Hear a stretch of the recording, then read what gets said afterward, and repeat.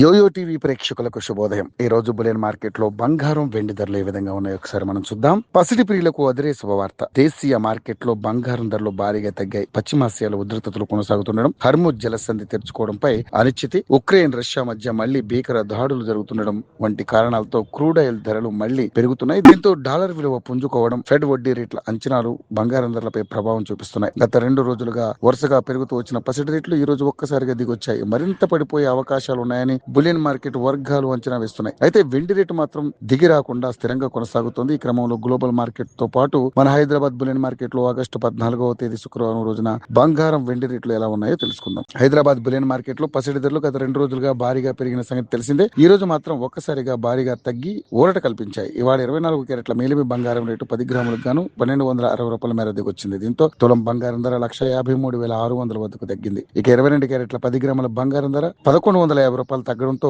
ఈ రోజు తులం బంగారం ధర 1,40,800 వద్ద దిగొచ్చింది. ఇక ఏపీలోని విజయవాడ నగరంలోను బంగారం ధరలు తగ్గాయి. 24 క్యారెట్ల మేలిమి బంగారం ధర 1,53,600 వద్ద ట్రేడ్ అవుతుంది. 22 క్యారెట్ల ఆభరణాల బంగారం ధర 1,40,800 వద్దకు దిగొచ్చింది. ఇక బంగారం ధరలు దిగివచ్చి ఊరట కల్పించింది. వెండి మాత్రం కనికరించలేదు. ఆగస్టు 11వ తేదీన కిలో వెండి ధర 10,000 పెరిగిన సంగతి తెలిసిందే. ఆ తర్వాత అదే ధర వద్ద స్థిరంగా కొనసాగుతూ వస్తుంది. ప్రస్తుతం కిలో వెండి ధర హైదరాబాద్, విజయవాడ నగరాల్లో 2,60,60,000 మార్క్ వద్ద ట్రేడ్ అవుతుంది.